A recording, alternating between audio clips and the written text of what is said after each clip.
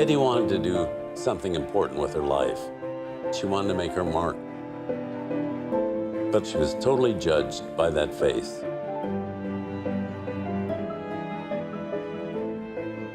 One of the most glamorous stars show business ever has produced. One of the most glamorous stars the screen has ever known. And one of the most beautiful women in the world. Well, should we all say it together? I think we all know. Girl in the world. Hedy Lamarr. She becomes the model for Snow White. And she inspired Catwoman. Oh my God, I mean, she was the best looking movie star that ever lived. She became my inspiration. Thank you, Hedy, thank you. It's not Hedy, it's Hedy Lamarr. I don't know whether it's true, but you hear things. I heard that she was a scientist. So is this true? Within the nerd community at Google, Hedy Lamarr was this beloved figure. For me, she is this perfect underdog, like crime fighter by night story, because she lived this life of great accomplishments and people didn't really know about it. I remember sitting up in a bare attic with my mother. She said, "Look, I got a patent." "You got a patent, Mom?" "Yeah." "You invented something?" "Yeah. I invented a secret communication system. Look." And today we have Wi-Fi and Bluetooth. That's my mother's technology. You see? No. Well, it is kind of hard to explain.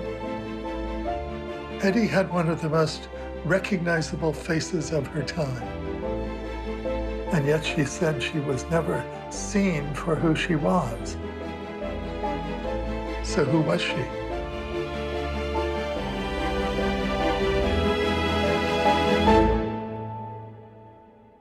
Tell me something that I didn't know about you.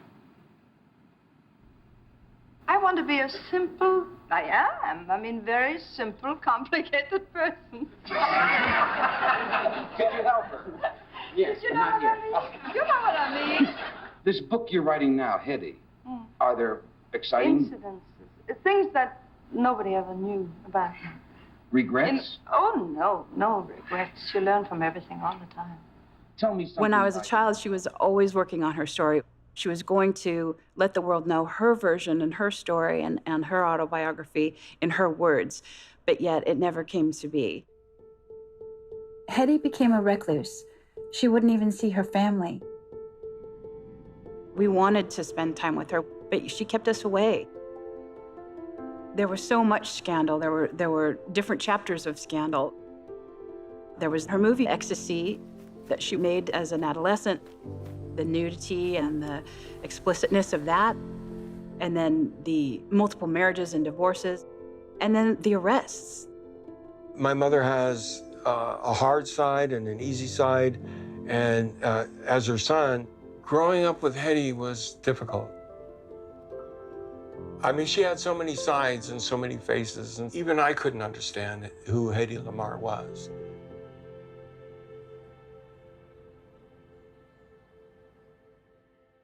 I've been waiting for somebody to contact me about Hedy Lamarr because I had the tapes.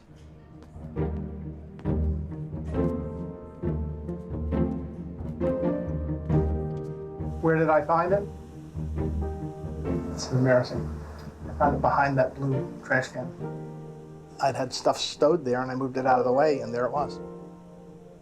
So in all there were 4 tapes and this is the first one. Ready? Yeah, this is Fleming Meeks at Forbes. Oh, hello. Thank you so much for the roses. Oh, you're very welcome. I love them. I'm very pleased. I was a staff writer at Forbes, and my father was an astrophysicist at MIT, and he called me one day and he said, "I've just talked with this friend of mine here, and he told me this amazing story about Hedy Lamarr." And of course, I pursued it. I want to sell my life story to Ted Turner because it's unbelievable. The opposite of what people think. The brains of people are more interesting than the looks, I think. And then people have the idea of I'm a sort of a stupid thing. I never knew I looked good to begin with. Because my mother wanted a boy named George. So unfortunately I didn't become that, and she wasn't too thrilled about that. I was different, I guess. Maybe I came from a different planet, who knows? But whatever it is, inventions are easy for me to do. My mother was very inventive. In this article, Hedy's interest in gadgets really started at the age of 5 when she took an old-fashioned music box apart and put it back together again. And this was her childhood music box. You wind up this little rabbit here and it plays an Austrian melody.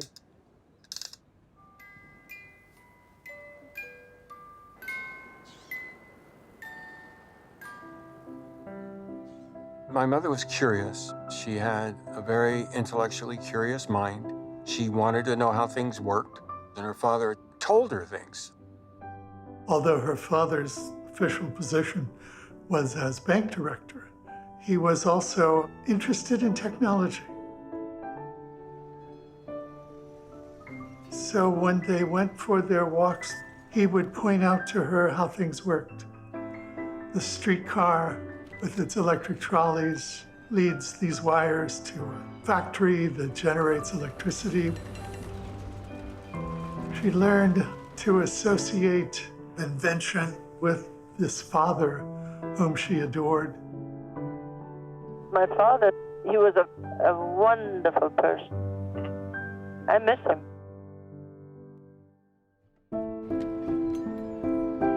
They lived in Vienna in a fashionable district, the 19th district. It was heavily Jewish, but also very artistically inclined. Hedy's parents were both assimilated Jews. That was very common in the Austro-Hungarian Empire. They were wealthy, they were cultured. They took their daughter to the opera, to the theater. Everyone was connected with this world of make-believe. I miss Austria. Have you ever been there? I've been to Austria, yes. Not Vienna. Fall is the best time to go there. Where did you go to school? Did you? In a private school in Vienna. My favorite thing in school was, what's that thing when you mix things? Chemistry. Chemistry. Thank you. Well, I'm good at that. In a different era, she might very well have become a scientist.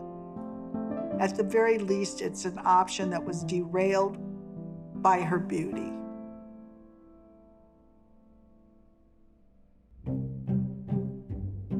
By the time she was a teenager, when she walked into a room, conversation stopped. She was probably a little dazzled by this power, testing it out, seeing how it works, and so forth. There's a word for what I was. What? Enfant terrible. I know that. You know that much French. Well, good. There are stories about her heading to the photographer to get her photos taken, with and without clothes. She lived in a society where there were many prominent women who had not only incredible careers, but loads of lovers. Women, especially in the arts, could have certain kinds of liberties that they would not find in normal bourgeois society. Hedwig decided one day at the age of 16 that she was ready and went off to the largest film studio and walked in. Very quickly, within a couple days, they had her in a walk-on. I have seen the little weird Viennese films that she made in the beginning where she's a little bit awkward but clearly beautiful. Aber Liebling! Ich weiß.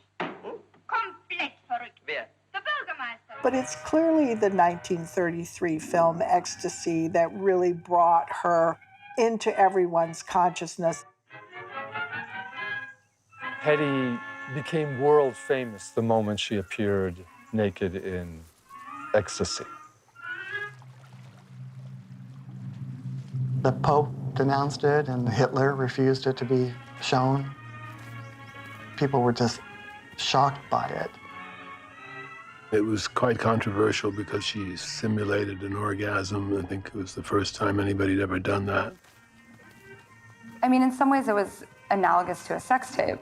This was so scandalous and really marked her as this certain type of woman. I don't know if you ever saw that. I don't believe I have. Well, there was a scene in which I was totally alone, but it was cut so that it showed that it was a very hot sex scene, which it was. You must have seen a picture of that. Yes, maybe. ma'am. Yeah. And I said, why do I have to put my arms together? And he said, don't ask so many questions. If you don't do what I say, then I put the needle through the couch, so you do what I tell you. And I didn't want to make any commotion, so I did that. And when I came back to Vienna, my father, I mean, it was horrendous. He wanted to kill me practically. What I did, though, right after that, I said, I'll show them. Fritz Kreisler composed a musical called Elizabeth of Austria, the Queen of Austria, and I had a big, big, big success with that on stage. I had ovation, and my father cried. And then I got married right after that. Hedwig, as an actress, drew, of course, the attention of many people. And one of those was a man named Fritz Mandl. I was married to a munition tycoon in Austria. He is the Henry Ford of Austria. He, at that point, is 14 years her senior. He is allied with the Nazis because he's an armaments manufacturer. As it is the same today, a lot of wealthy men would like to decorate themselves with beautiful women, and I think she was, for a minute, fascinated with that as well. We had a country house with 25 guest rooms, and we went hunting. And I loved that. And do you know guns? Do you know? Yes. Yeah, well, I had a Browning, and I shot a stag into the neck 350 meters. Meters. Very long. I'm a good shot, so be careful. Hedy was Mandel's arm piece at the banquets that he served for admirals in the German and Italian Navy. She sat there, and it was her job to be beautiful, but she was bored out of her mind. Fritz Mandl was, by German measures, Jewish, and therefore Hitler was concerned not to be seen with him. And I doubt very much if Hitler was a guest at one of their houses, but Mussolini was. I assume that your first husband was supplying arms to the German. To the German. But he never let me in. He never even let me come into the factory. I disturbed the people. I didn't know why. Fritz did not like the effect that his beautiful wife had on other men. He was immensely jealous and paranoid about his wife. He was constantly convinced that she might be having an affair. The big mistake my husband at the time did, he bought off prints of that dumb picture. Mandel had the problem of this film, this dirty picture, which he tried to buy up. And they started cranking them out by the dozens. And he eventually gave up because obviously they could make as many copies as he chose to buy. He turned out to be someone who had the maids listen in on her phone calls. She had everything she could ever want, except the one thing that Hedwig Kiesler always wanted, which was freedom.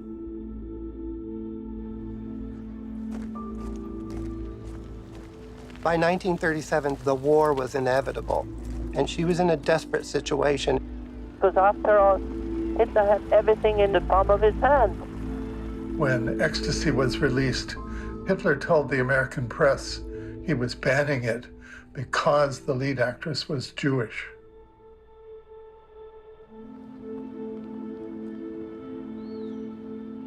Jewish people were not allowed out on streets at certain times of the day. And gradually they were denied more and more civil rights. And this is one thing that led to Hedy's father, Emil's death, was his stress and worry about what was happening. He died suddenly from a heart attack. And I think that was the turning point for her. Deep, traumatic experiences change us. And she came out the other side remembering what her father had advised her from childhood. Be yourself. Choose and take what you want, which was certainly Hedy's quality all her life. There are stories, whether they're apocryphal or not, who knows, but almost like a prison escape.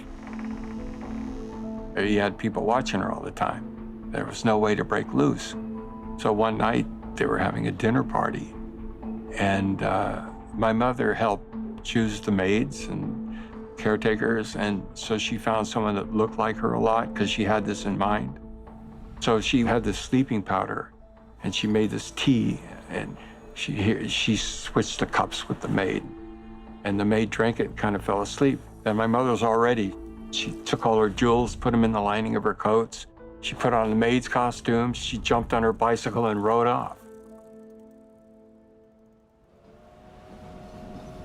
My parents had friends in England, so I went there. Pre-war London was a safe haven. Hedy spent several months there, trying to figure out her next steps. We one day went to a movie. I forgot even what it was. And they happened to have a lion, you know, Metro Goldwyn Mayer. So I said, oh, I want to be in that. She quickly found an American film agent. Somebody took me to a hotel, and there was a little man there, and I didn't know who he was, what he was. I couldn't speak English, obviously. Louis B. Mayer was the little man. That was Louis B. Mayer? With his entourage, yeah. Louis B. Mayer of Metro Goldwyn Mayer had come to Europe to buy up all the actors and actresses who were escaping Nazi Germany. He figured he could take them back to Hollywood and enslave them in his Metro Goldwyn Mayer empire for a cheap price. He offered her $125 a week and reminded her that she had to keep her clothes on. And she said, I'm sorry, that's not good enough, and walked out, which impressed him, I'm sure. People didn't usually turn down Metro Goldwyn Mayer. But minutes after she walked out, she had second thoughts and quickly booked passage on the Normandy. The ship Mayer was sailing back to New York. She, I think, probably rather cleverly, made sure that she saw him about the decks in her tennis clothes and so forth, in her bathing suit. On the first or second night out, Hedy went to her very modest cabin and pulled out her designer couturier gown, and she put on the last baubles that she owned. And she walked through the dining room of the Normandy, past Louis B. Mayer's table. There's Douglas Fairbanks Jr. sitting right there, and his eyes are glued to Hedy Lamarr, as are the eyes of every man and woman in that dining room. And Louis B. Mayer knew he had to have her. He snapped his fingers, and I didn't know why, I didn't know what, and all of a sudden I got $500 every week. Hedy Keisler. We got to do something about the name. So Louis B. Mayer's wife was there, and she said, well, Barbara Lamarr is one of my favorites. Why not Hedy Lamarr? Lamarr, the sea, perfect. Let's be Hedy Lamarr. She didn't speak a word of English. She learned those few lines on the boat to convince Louis B. Mayer that he should hire her as an actress. She created her own reality, and I find that really fascinating. No, when things don't come easy, figure out why, and then do something about it. And if people walk over you, then don't like them. She stepped off the ship in New York to crowds of flashing light bulbs and reporters firing questions at her as Hedy Lamarr, the latest discovery of Metro-Goldwyn-Mayer.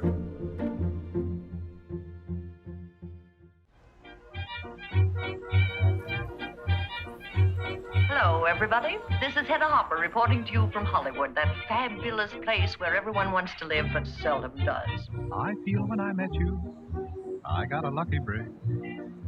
In Hollywood, she was kicking her heels and listening to music and being free. She was a little bit worried because the contract, they had kind of a trial time before they used her, and she wasn't getting any movies or parts, and she was very insecure that they didn't want her, especially since she made Ecstasy, and that was kind of a black mark on her. Right from the beginning, one of her first interviews is with Hedy Lamarr, who was the famous gossip columnist. That's where she does her greatest acting, is for Hedy Lamarr crying tears about how she was forced into this nude scene and somehow perverted by these European filmmakers who have no morals whatsoever. Gee, but you're a revelation. Who put you in circulation? And then my mother went to a party by chance one night, and Charles Boyer was there. And he was smitten by her. And he said, "Can you be in my movie?" "Oh, no, my English isn't good enough, no."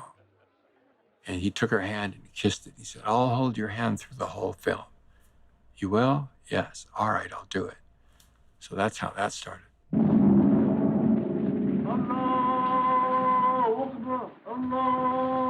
Charles Boyer was a diamond thief. She had diamonds. He thought she was a wealthy, noble-born French woman.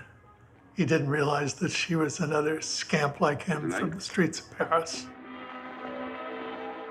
There's a wonderful line in the film where he says, "What did you do before?" For what? Before the Jews. I wanted them. That film made her a star instantly.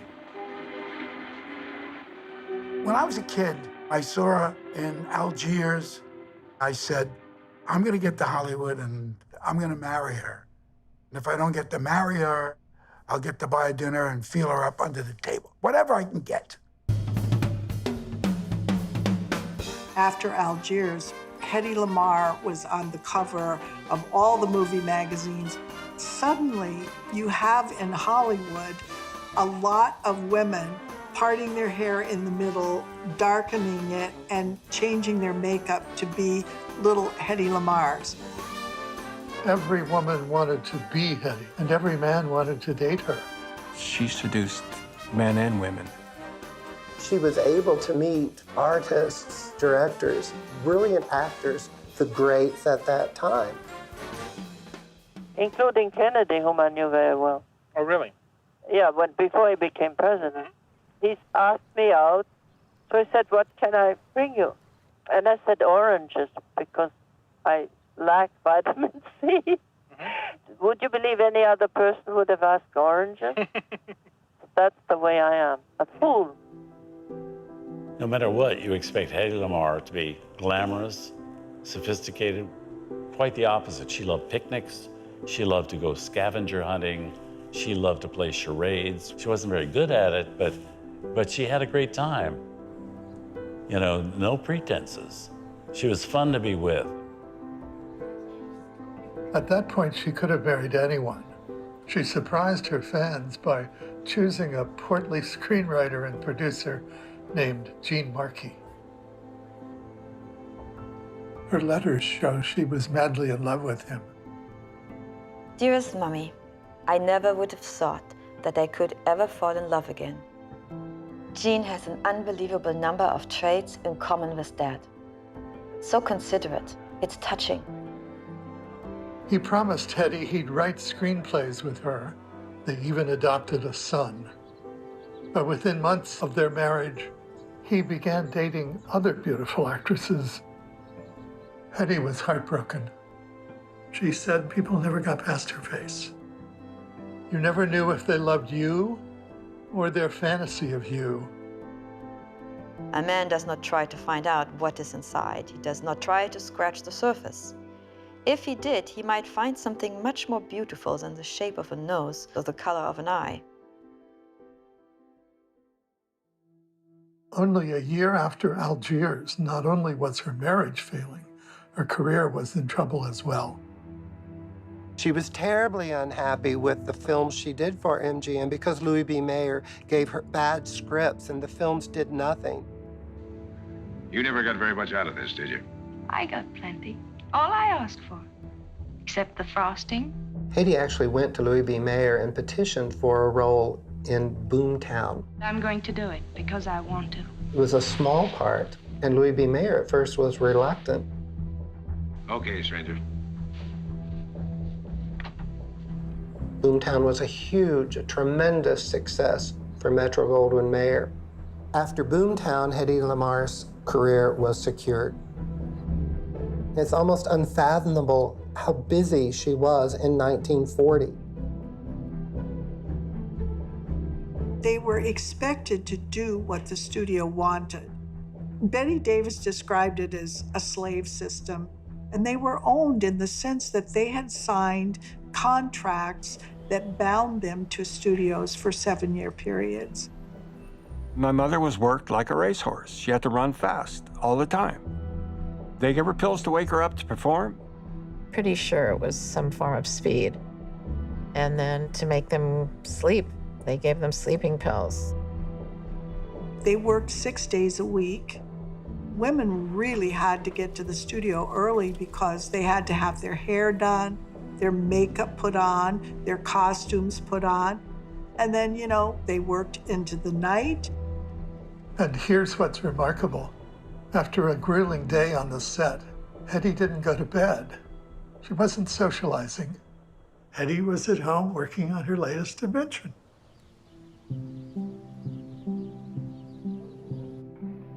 Inventing was her hobby.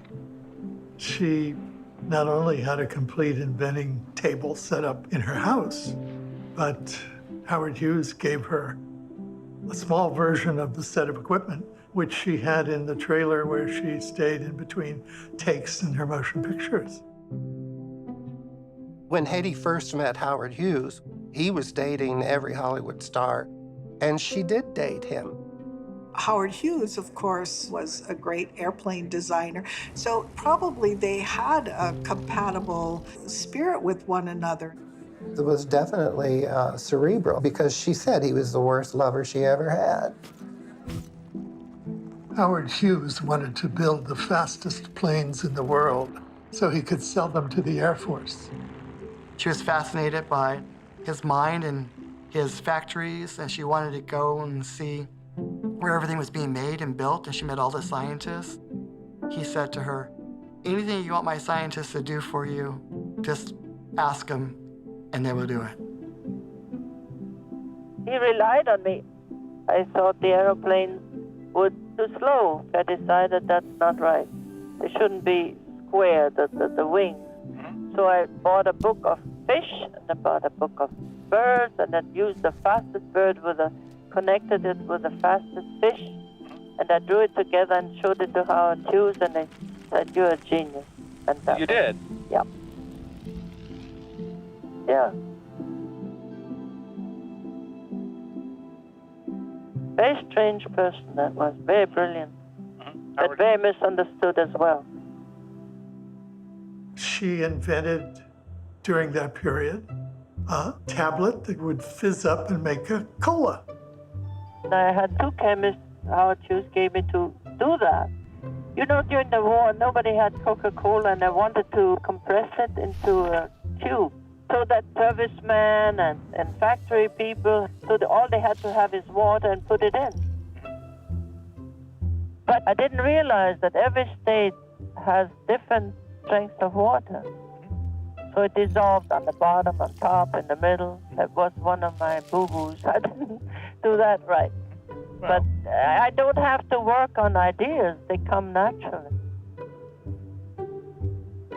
What must have been going through the mind of this young woman?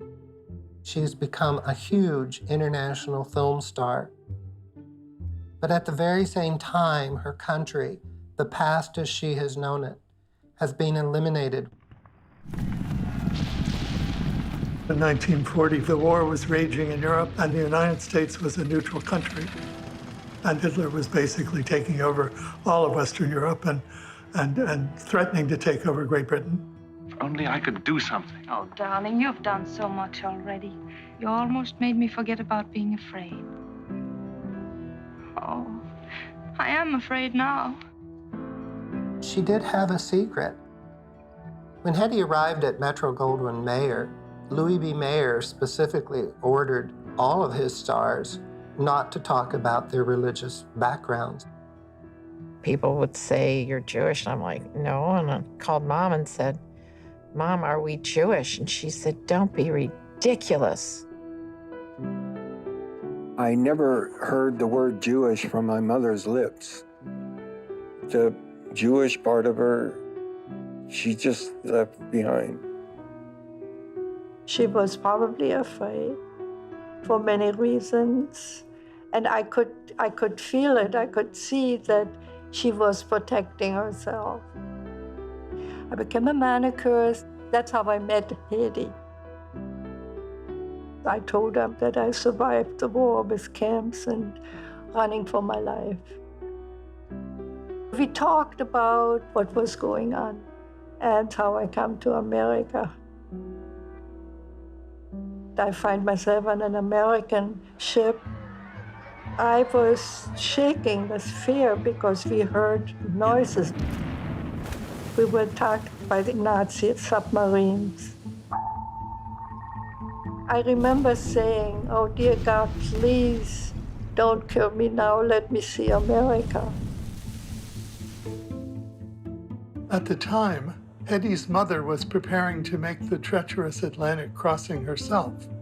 She'd fled Austria and gotten as far as London, where she and Hedy were able to write each other. Mummy, my mind is so preoccupied, and I would love it if you could come immediately, since the times they are very uncertain.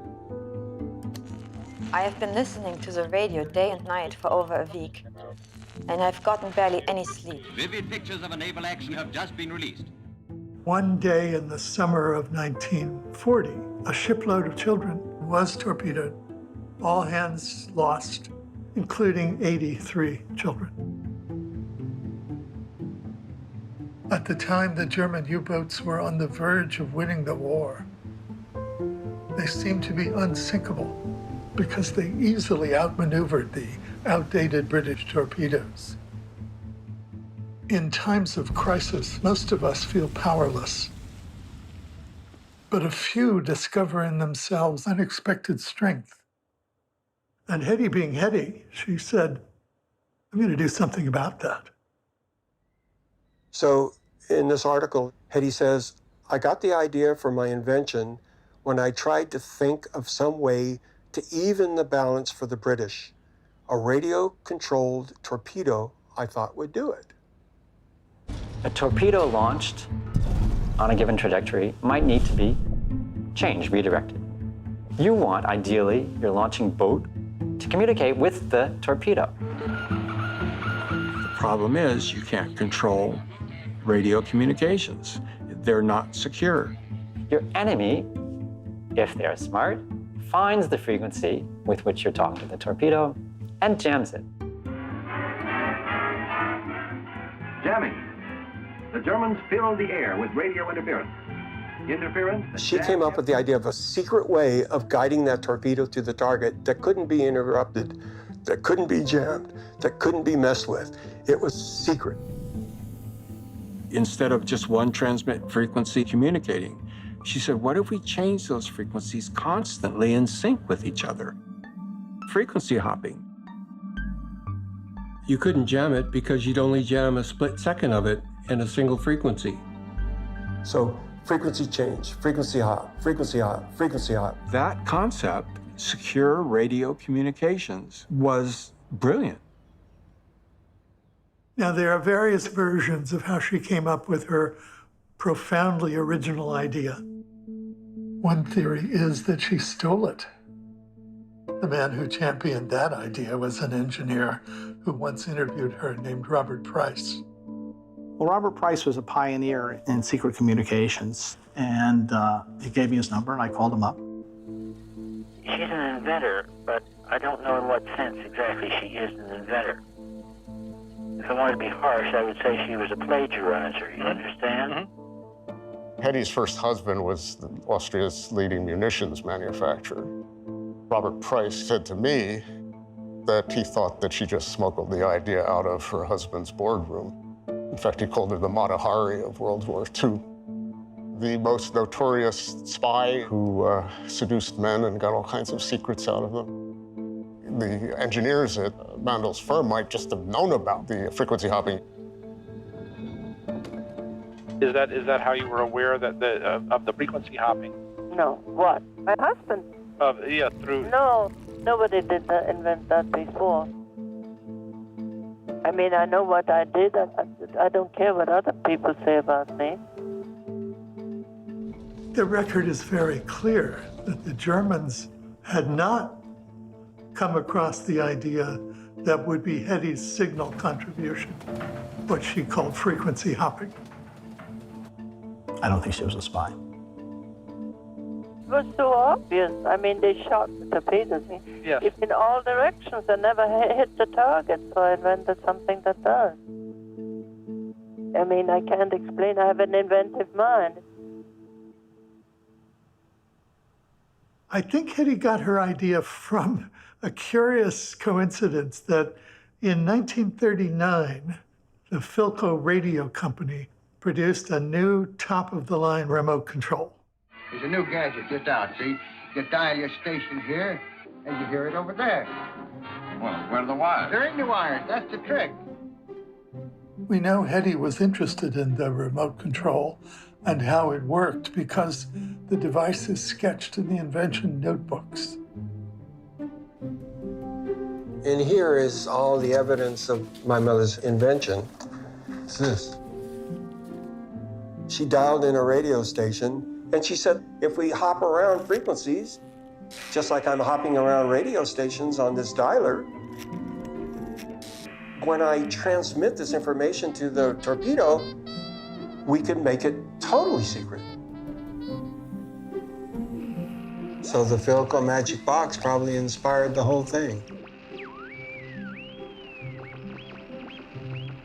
The fact that she understands this frequency component of the signal and how that changes is, I mean, genius in a way. I mean, we know Thomas Edison was not an engineer. You don't have to have 8 years of graduate degree in engineering in order to come up with something new. In the inventive process, there is a moment of high lucidity, of clear thinking. In the case of Hedy, she had this lucid moment without knowing how she was going to put it together. She didn't have the training to make it happen. And she said that the idea was mine, but the implementation was George's. My mother met George Antheil at a party, and she liked George Antheil a lot. So when she left the party early, she wrote her phone number in lipstick on the windshield of his car. They discovered that they had a great deal in common. At the time, I think they both felt like they were not understood for their true qualities. George Antheil was really quite an unusual American composer, extremely avant-garde. Young musicians all over the world loved to play Antheil's music. They loved to get into that confrontational space that was his. He had a gun. Then he would pull it out and he would bang it down on the piano right at the beginning of the show and she'd lock the doors. Sometimes it sounds like his music is jazz put into a Cuisinart. It's just, chopped up and then there it is. Well, George Antheil wrote a book called Bad Boy of Music, and in chapter 32, Hedy Lamarr and I invent a radio torpedo. He says we began talking about the war, which in the late summer of 1940 was looking most extremely black. Hedy said that she did not feel comfortable sitting there in Hollywood and making lots of money when things were in such a state, and that she was thinking seriously of quitting MGM and going to Washington, D.C. to offer her services to the newly established Inventors Council. She was very patriotic. She loved America, she was grateful to be here, and she wanted Hitler dead. So did George Antheil. George had a kid brother, 12 years younger, whose name was Henry. In 1941, he boarded a plane, and moments later, the plane was shot down by 2 Soviet fighters. This is the first American killed in World War II. George, he was just devastated. He wanted revenge for his brother's assassination and opportunity with someone who knew what she was talking about. Hedy and George worked on 3 inventions together, all weapons meant to help the Allies fight Germany. I have letters from George Antheil. In one of the letters, he wrote, "All she wants to do is stay home and invent things." She is an incredible combination of childish ignorance and definite flashes of genius. She calls in the middle of the night because an idea hit her. So my mother was a pest. She had to invent. She had to invent, and she pulled George Antheil in with her. The most successful of their inventions was a secret communication system based on Hedy's idea of frequency hopping. George is taking all these notes, and I think there was some sort of aha moment where he said, you know, I have this system, I guess he got from dealing with player pianos, that we might be able to adapt and make your concept work. George Antheil got thrown out of Trenton High School when he was 17, so he had no special training in engineering. What he did know was how to synchronize player pianos. George's most famous composition was for a film called Ballet Mécanique. He scored it for 16 player pianos. George's big realization was, if piano rolls can activate piano keys, why couldn't they activate radio frequencies in both the torpedo and the ship? The basic idea is that by using 2 miniature piano rolls that would start at the same moment and turn at the same speed, a ship and a torpedo could secretly communicate on the same pattern of frequencies. Ultimately, Hedy and George wanted their torpedo and ship to communicate on 88 different frequencies, like an encryption system, basically, that nobody could crack. Wonderfully clever idea. And the Inventors Council agreed. They're members of the National Inventors Council. And it was the council of actual engineers with a major inventor in his own right, Charles Kettering, who was a vice president at General Electric. So they helped George and Hedy by connecting them up with a physicist at Caltech in California who was an expert on electronics, and he presumably designed the electronics part of this device. The day came when this invention was issued a full patent.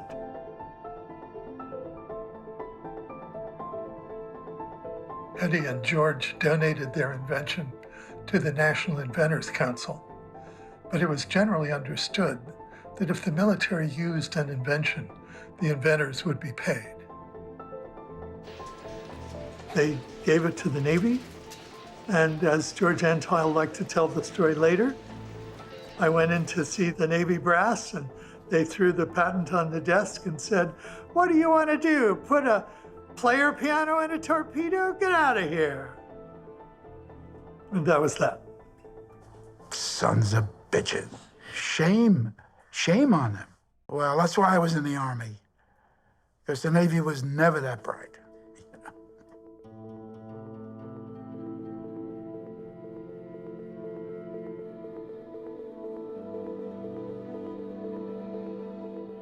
After the Navy rejected their invention, Hedy wanted to continue developing it. But George, who always had bills to pay, wasn't interested. I think George was very proud that he had done it, but I think he just got over it. I think that for Hedy, she saw it as perhaps her ticket to be recognized for the brilliant woman that she was.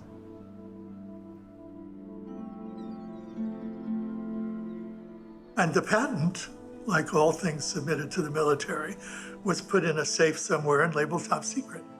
So it disappeared from the world for the rest of the war.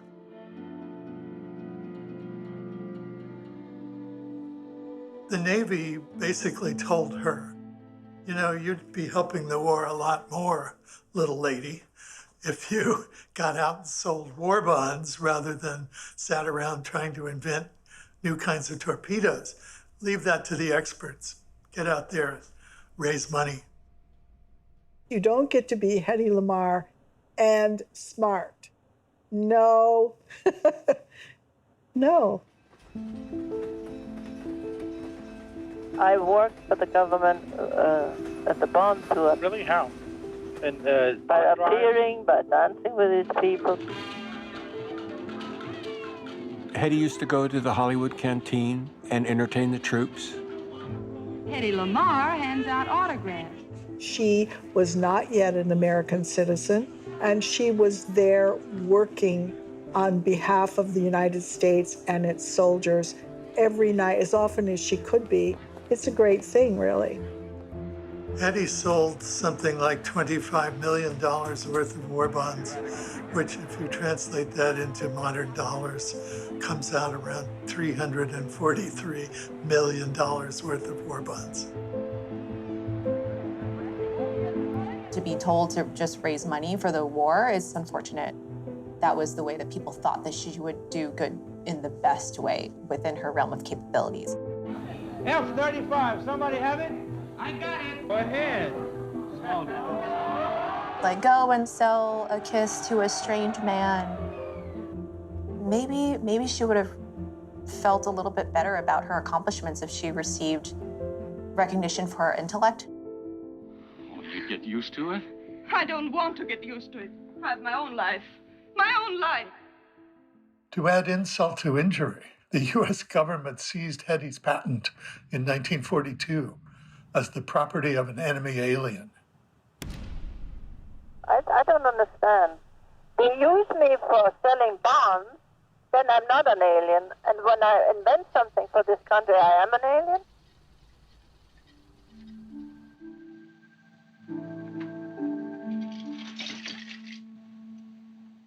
I am Tandaleo. After she did the invention, what did Louis B. Mayer offer Hedy Lamarr? White cargo.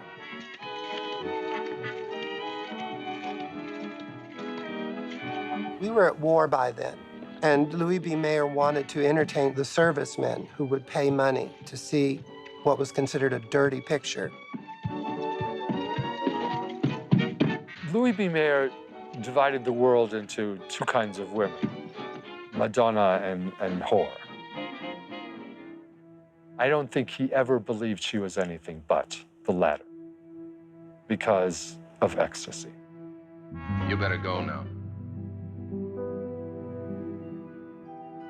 Audiences ate it up. Really? This was a woman who had tried to change the course of the war.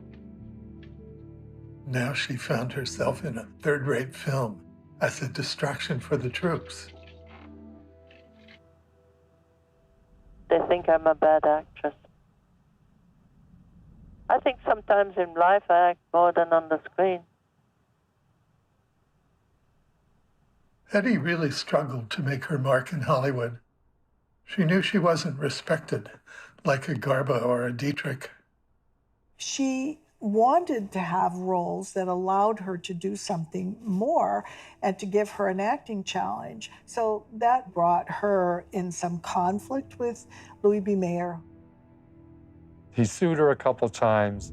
I mean, he tried to keep her on a very tight leash. She didn't let herself be kept on a tight leash, and there were always problems, and she got the reputation of being difficult.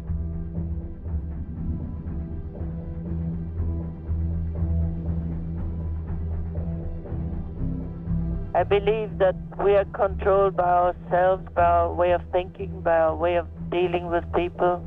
I mean, there comes a point when you can't take any more, then you have to make yourself heard.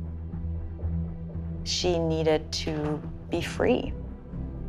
I think she was brave and courageous She felt like, I'm gonna do it for myself. I'm gonna live the way I bloody want to live my own life. So she said, well, you know what? I'll make my own movie. I'll produce my own movie. I don't really recall anybody except Hedy went out and actually produced a movie. It was very unusual in 1946. The system didn't welcome it. They didn't want movie stars going out of control and producing their own films. What a terrible idea, especially the women. She was so ahead of her time with being a feminist. She's never been called that, but she certainly was.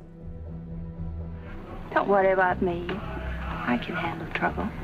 I know you can. And then she co-produced Dishonored Lady. And I think that both films were produced very well. She made Dishonored Lady with my father. It's the only movie they were in together. I've always wondered if it were possible for people like you and me. This was a time when America was recovering from World War II. And like the rest of the country, she too wanted a family and a home life. I was married and married because I liked the companionship of a man, obviously.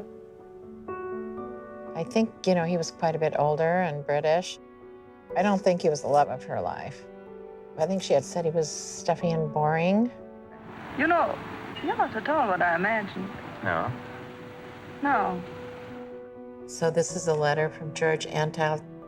The last time I saw Hedy, she looked paler. Something's troubling her. John Loder is really and honestly too dull for this sparkling and unbelievable diamond. And I think he hit the nail on the head with that one. She was independent. She was the breadwinner. She wasn't stuck in a marriage. Will you please go? Of course I'll go. I think he left. I was a toddler and Tony was a baby. And I never heard from him. She was a single mother in the 40s, so she was basically alone. When we were little, she was the most charming, lovely person I can imagine. And so nice and warm and loving. And she opened my hands that were held in a ball. Relax, don't go to sleep angry. She was just such a great mother. I taught my children swimming. The little children have little armbands to swim. Mm-hmm. Have you ever seen that? Yes. Makes absolutely no sense because the middle, the center, is where they should be lifted. Mm-hmm. That's how I taught my children, and they swim like fish. They really were good as gold. I did a good job with them. It made me a little tired, but that's part of it, the job, I guess. My mother worked her ass off. She had to earn a living. She was on her own. It was such pressure. At least she didn't have to worry about Granny. By then, she'd made it safely to California, and Mom paid for her to live nearby. Financially, Hedy wasn't in the best of shape. She did 2 independent films, she made a lousy comedy, and she knew she was going in the gutter career-wise. She needed a breath of fresh air. And just by a stroke of luck, her agent at the time mentioned, well, I was talking to CB the other day. It was Cecil B. DeMille, great motion picture producer. He was just beginning his biblical epics of sex and sand. And Hedy called Cecil B. DeMille and said, I understand you're casting for a new motion picture. I am Delilah. No man leaves Delilah.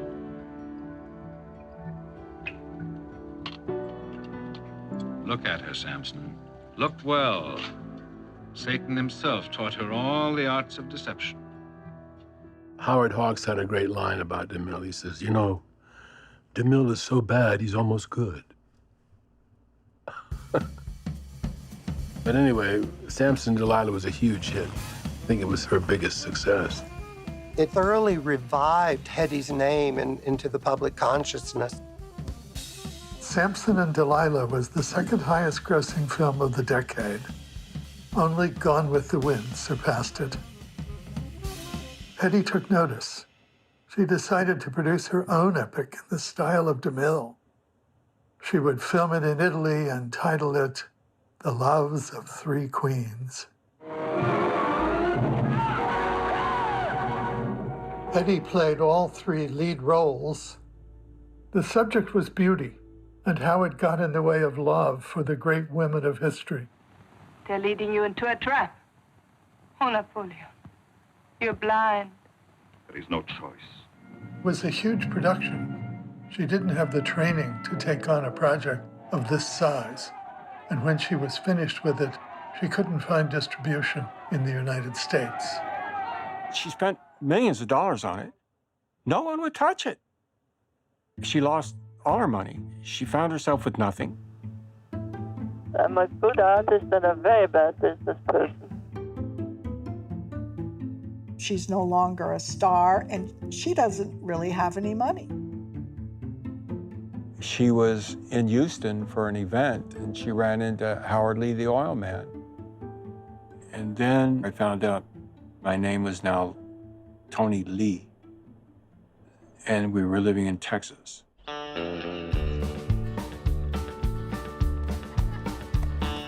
Me and you are like a wildfire burning.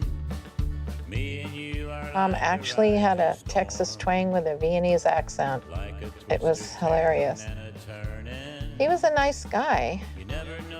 I really kind of felt Texan for a while. In Texas, Hedy found herself a trophy wife again. You know, Texas was retirement, but a creative person needs something to do.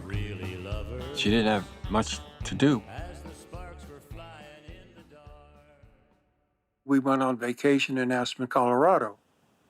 I used to ski when I was a young girl. I skied to school. I skied all over the place. And I went through Aspen. There was nobody there, nothing. Just a little store and a few houses. And they said, this could be a very wonderful skiing resort. So I started to build a place called Hedy Lamarr. She wanted to build a ski resort, so she convinced Howard to buy some land. It was all Austrian. It's beautiful. She spent years making that place. She created some of her homeland. That's why it meant a lot to her. She was really, I think, homesick. It was after that that everything started falling apart. Their relationship wasn't good. It was pretty traumatic. He was an alcoholic. With children, it was very difficult, so I walked away. I said, all I want is Aspen, which I built myself. My chalet there, which makes $1 million a day, I suppose, now. Hedy told me again and again about her divorce with Howard Lee. Maybe the darkest time in her life. And then my daughter said, Ma, something happened to Tony. My son was almost killed in a car accident. While her son was in the hospital near death, Hedy was called to testify in divorce court. Stressed and traumatized to the point of breakdown, she sent her Hollywood body double to testify in her place. She infuriated the judge, who punished her by cutting her share of the divorce settlement. He took everything away. Aspen, which was beautiful. I mean, it was a big shock. So with the pressure here and pressure all over, that's all I needed. So I collapsed. I had a nervous breakdown. I feel like I was dead for, I don't know how long, but I was dead. And so much so that this light you see really exists. On the ceiling, I saw my father. She said Emile, her father, was her greatest love, or no one could compare to him. Well, he knew her before she was this celebrity. And so she felt real love there. And I don't know if she felt that again. Hedy had 2 more husbands in her life. Neither marriage lasted much more than a year. I wish my mother had a husband who knew how to love her, but she never did. when I ended up living with her after Texas, it was very, very tricky, very hard. I think the drugs were very responsible. The slightest thing could set her off. There was erratic behavior. She was becoming more unstable. I guess it pretty much started with Jimmy. As an adult, I was looking at baby pictures, and it was my first birthday with my mom and mother and father behind me, and in between them, a boy. I told Mom, "Who's this boy?" And she literally said, "Oh, it was an adoption that didn't work out." She told me that he was really rebellious and was acting out big time. And Jimmy was put in a military boarding school. So the sports coach kind of took Jimmy under his wing, coach and the wife, and he asked Hedy if he could live with them. And Mom was apparently so hurt, she said yes. And I can't believe that I have no memory of him. She's my mother, and I love her. I called her sometimes, and she called me sometimes. I never really blamed her for anything.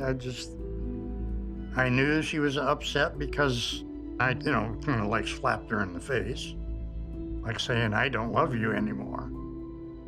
But still, I never saw her after that for 40-some years. She was a woman of extremes. I mean, Hedy could just leave things behind. She cut off Jimmy, she cut off being Jewish. She was broken. She was missing pieces of herself.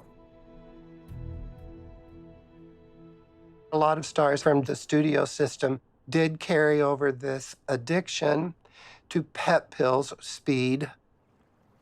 It does explain, in hindsight, a lot of her behavior.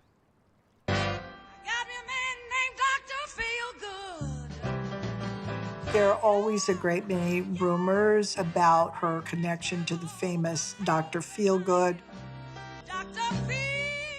Dr. Feelgood was Max Jacobson.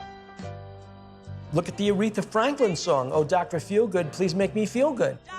Everybody called him Dr. Feelgood because he made them feel good. When Cecil B. DeMille had his heart attack on the set of The Ten Commandments, he flew Dr. Max over. And then DeMille said, "Go inject Charlton Heston. There's not enough energy. Moses is too lackadaisical." Hedy Lamarr became a patient of his from the 1950s until Max Jacobson lost his medical license in 1974. Somebody did me in, like many times, and gave me a shot. I don't know what it was. I thought it was vitamin, but it was. Said, "Oh, you should try these vitamin B shots. They give you so much energy." What Max Jacobs said is they were special vitamin elixirs. And he loaded up a vial with 40 milligrams of methamphetamine. Meth was legal. And he gave Hedy a shot. And the thing about methamphetamine is once you get a couple of shots, you're hooked because the brain will demand more and more of that reward. So she got hooked on these vitamins, and they turned her into a monster. I was standing in the kitchen, and she was holding a fork, and she dropped it. And all of a sudden, she just hauls up and bam, smashes me across the face. "Whenever I drop something, you pick it up." She was just out of control. Now I can be forgiving for all that erratic behavior because, in a way, she was a victim of the very system that made her famous.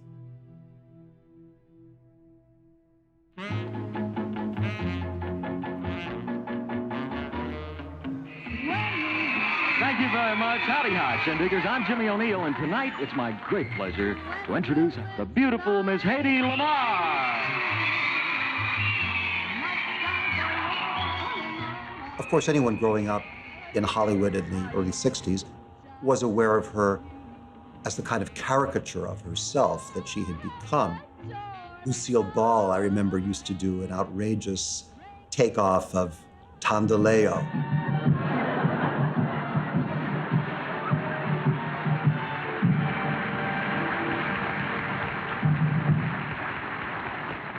I am Tom DeLeo. I think it was offensive to her. She didn't want to be a joke. Mom was not in a good way when I was away at college.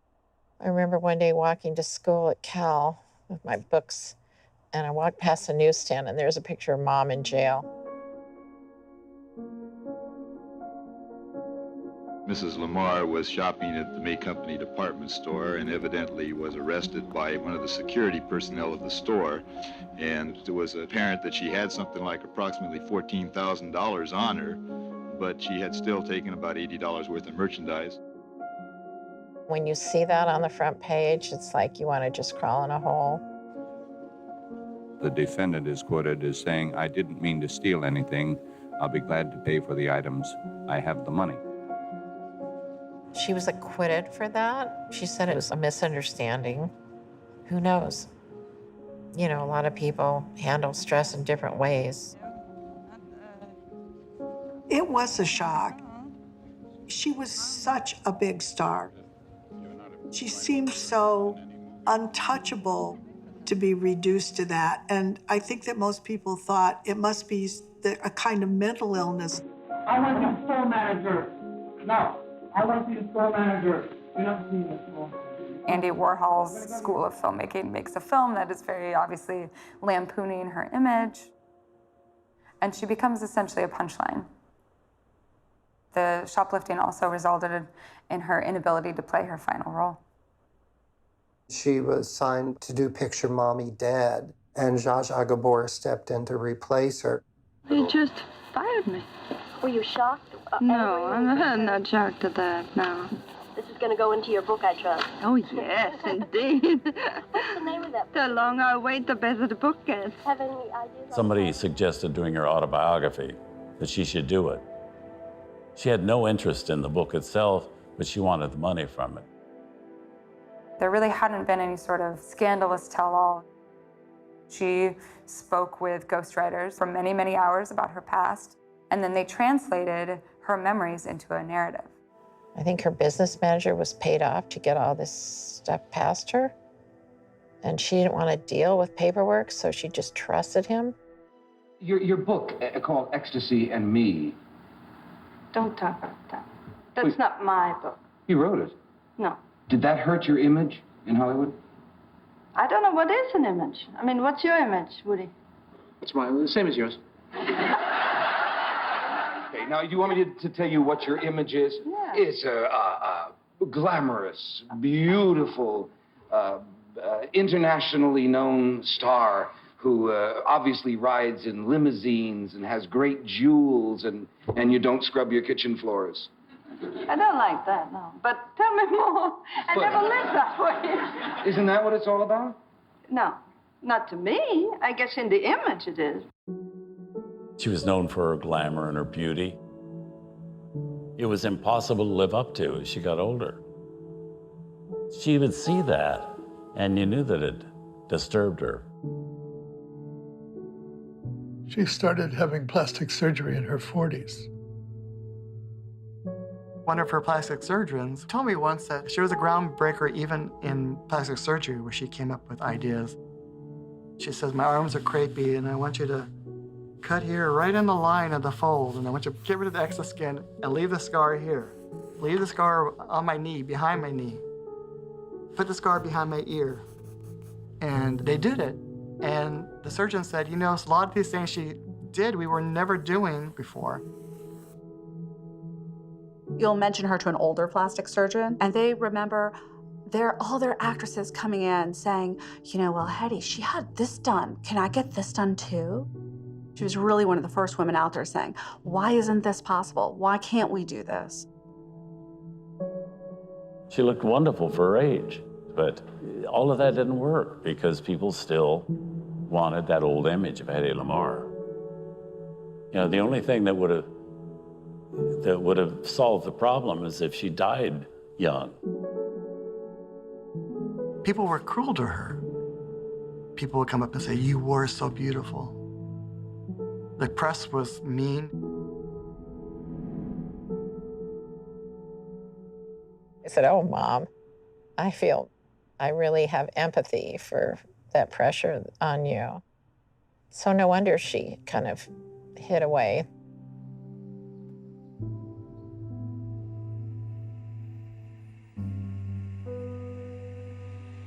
Würden Sie sagen, dass Sie menschenscheu sind? Ich? Oh nein. Ich war nicht scheu zu Ihnen. Nein, das weiß ich. Ich meine, ob Sie hier in Amerika menschenscheu sind. Nein, ich weiß nur, die verstehen mich überhaupt nicht. Ich meine, wie können Sie einen Menschen verstehen, der so viele Phasen hat wie ich? Ich habe viel mitgemacht, mein ganzes Leben. Dann setzt man sich zurück und denkt, na jetzt habe ich also alles erlebt schon. Jetzt will ich meine Ruhe. Ich habe Sehnsucht nach Ihnen. Ich möchte einen Film gern drüber machen. Wie soll der Film ausschauen? Alle schönen Sachen, die ich als Kind gesehen habe. Die Oper, die spanische Reitschule und das Schönbrunn, meine Schule in Döbling, was immer. Ich weiß nicht. Ja, ich bleibe immer eine Österreicherin.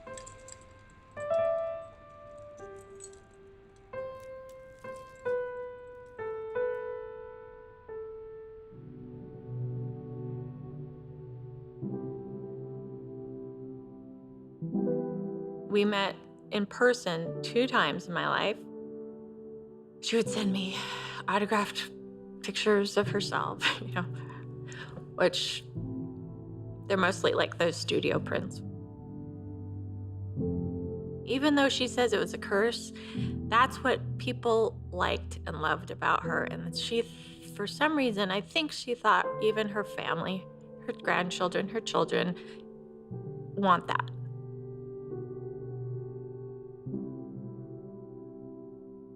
She did a lot of, sadly, not so good plastic surgery in her later years, each one fixing the flaws of the last. And she no longer went out in public. And then the money started running out because she only got something from Screen Actors Guild and Social Security. Oh, they give me $300. A month? Yeah. That's not much, is it? No, it's not very much. Have you ever tried to get some recompense for your idea of the patent? No, I was surprised that they don't even acknowledge it. In 1969, Hedy had written to a friend in the Navy, asking if he could find out what happened to her patent. Lawrence Lanier, Washington Patent Office, has an invention of mine, a missile-guided torpedo. Maybe you can get it. So this was important to her. His reply has been lost, but she probably learned that her idea, frequency hopping, had been put to use in military communications. By the time of the Cuban Missile Crisis, when President Kennedy sent Navy ships to blockade Cuba, the ships that were running the blockade were all equipped with frequency-hopped radios. When she found out that the patent was used, she thought, hey, I should be making some money from this.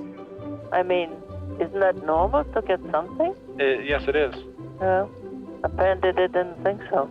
Well, it has to do with the nature of patent law. I think that it wasn't actually used during the life of the patent, and it was only after the patent expired that it went into common use. I don't think so. They used it before. For Hedy to be paid, the Navy had to use her patent before it expired in 1959. And there's evidence they did give it to a contractor. Romulus Skyborg sent me an email, and he said it was about 55, he said he was handed that patent, and they were tasked to create a sonobuoy. A sonobuoy is a floating submarine detection device. Someone in the Navy found the patent and thought, well, I don't know if there's anything here, but let's toss them to a contractor. And he took that patent and used it as the basis for communications from the sonobuoy in the water to a passing naval airplane that would also be secure. The inventor of the sonobuoy had a website where he paid tribute to the Marquis Antheil invention. Will you take a look? Sure. A tribute to Hedy Lamarr by Romuald Savoor-Marchukik. No, I haven't seen this. I designed the sonobuoy, one of the first deployments of frequency hopping. Then he goes on to write about surveillance drones. At Aerojet General, I was the systems manager building the surveillance drone, which eventually flew over Vietnam. I personally designed the reliable and secure two-way radio communication system. For the first time, we had the ability to switch frequencies rapidly.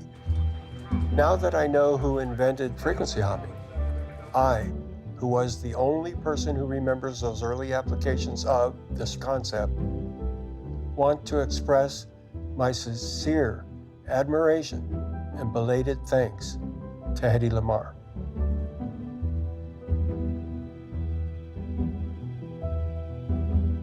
How about them apples?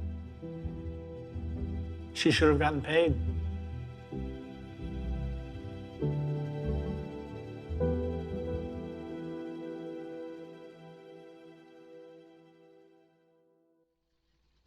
What would you have the government do and to repay? At this point, I don't even care. There she is, the Tyrolean beauty.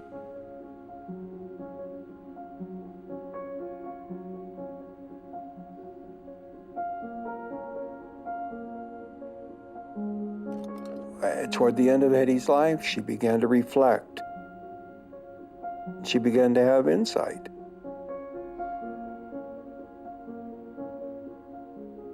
Well, things don't always work straightforward. They have detours sometimes. That's part of living. Yep. I didn't expect that I come here and fall apart either, but things happen. She always talked about writing her autobiography and wanting to get the story out about who the real Hedy Lamarr was, not the Hedy Lamarr in the movies, which I think she often thought movies were really trivial. Now I'm becoming smart all of a sudden.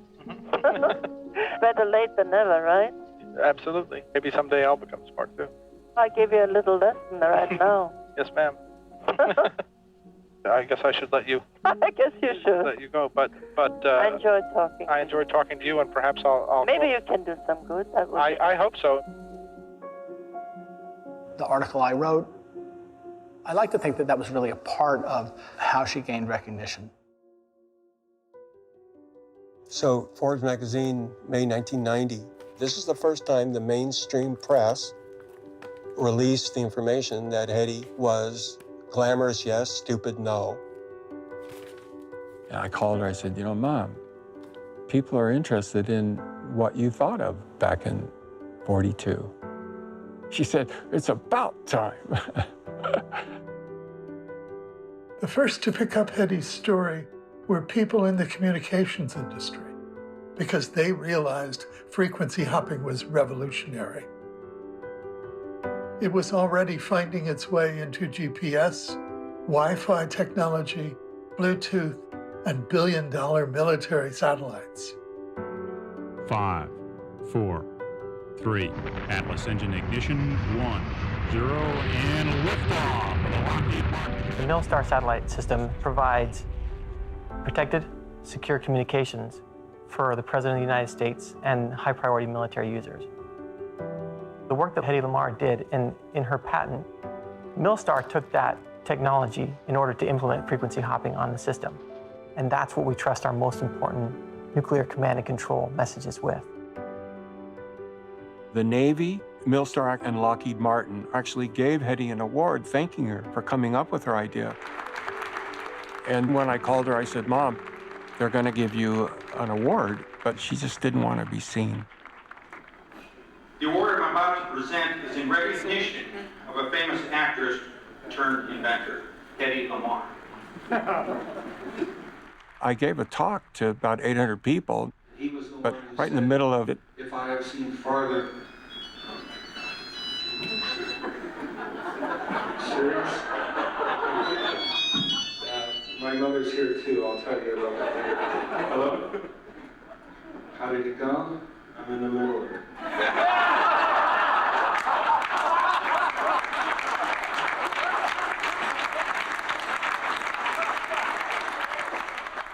I just said, Mom, if you could say something, what would you say? And this is what she said. I'm happy that this invention has been so successful. I appreciate your acknowledgement of you honoring me, and it was not done in vain. Thank you. Perfect. Okay? Okay. I love you. Love you too. Bye.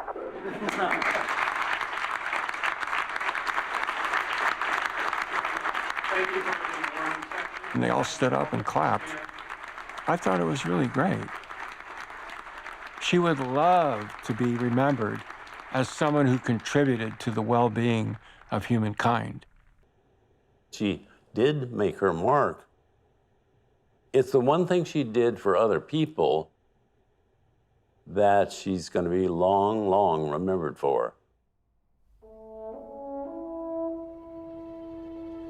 It was New Year's, January 1st, 2000. She called my sister and I separately. Turn on the TV. It's Vienna, Vienna. You'll see Vienna. And so we turned on the TV, and the Viennese Symphony Orchestra was playing on TV.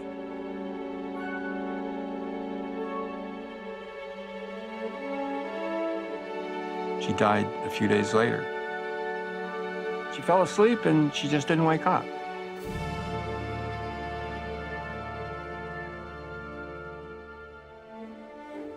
I'll read you something pretty. People are unreasonable, illogical, and self-centered. Love them anyway. If you do good, people will accuse you of selfish, alternative motives. Do good anyway. The biggest people with the biggest ideas can be shut down by the smallest people with the smallest mind. Think big anyway. What you spend years building may be destroyed overnight. Build anyway. Give the world the best you have and you'll be kicked into the sea. Give the world the best you've got anyway.